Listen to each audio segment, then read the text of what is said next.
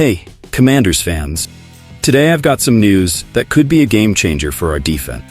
A new defensive scheme is on the way, and expectations couldn't be higher. The offseason for the Washington Commanders didn't just bring in a bunch of new players, but also a significant change in the coaching staff. One of the new coaches, defensive coordinator Joe Witt Jr., is in sync with head coach Dan Quinn and promises a more aggressive, physical, and hunting Commanders defense. These words sound fantastic to Washington fans, who were tired of a more passive defense that waited to capitalize on opponents' mistakes, instead of creating opportunities on its own. One player who should greatly benefit from this strategic shift is cornerback Emanuel Forbes, who struggled a lot in his rookie season.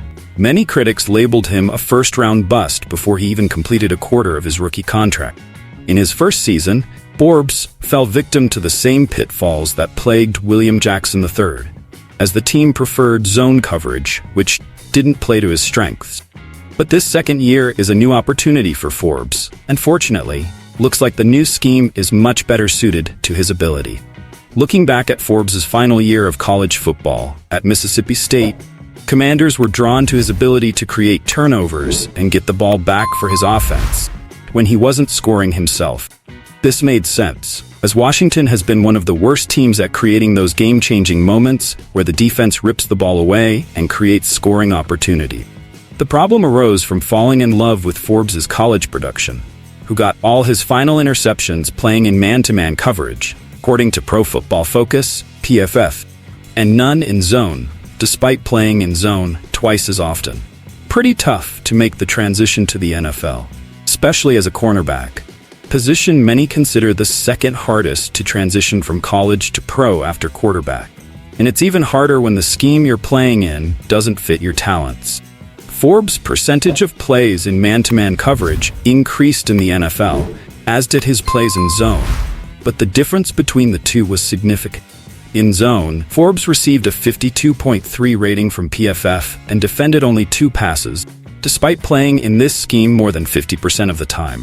Playing in man-to-man coverage 30% of the time, Forbes received a 62.5 rating, which isn't great, but significantly better, and defended 7 passes. In fact, nearly 30% of the targets Forbes faced in man-to-man coverage ended with him breaking up the play. None of this is meant to excuse Forbes from the improvements he needs to make as a player. At times, he looked completely lost on the field, and his size deficiency, which he and his recruiters tried so hard to downplay, was glaringly evident. The size issue will never go away, and even if Forbes dedicates his entire career to bulking up, he'll never be a big or even average-sized cornerback. But how he uses the skills he has can improve. It's up to him and the coaching staff responsible for putting him in a position to utilize the skills he does possess. Because when we look back, there's no doubt that Forbes has great instincts, a knack for finding the ball, and better hands than many who don't play receiver. Many of these things can falter when confidence is shaken and comfort is discarded in the coach's desire to be right. Like Jackson before him, and maybe linebacker Jamin Davis, there's a case to be made that Forbes has been misused, misunderstood, and deployed incorrectly by the staff that drafted. And maybe it's fair to give this new staff a year, and the player a couple, to figure it all out. So fans, what do you think of this strategy change and how it might affect Emanuel Forbes? Do you think he can show his true potential this season? Subscribe to my channel to stay updated from the training camp.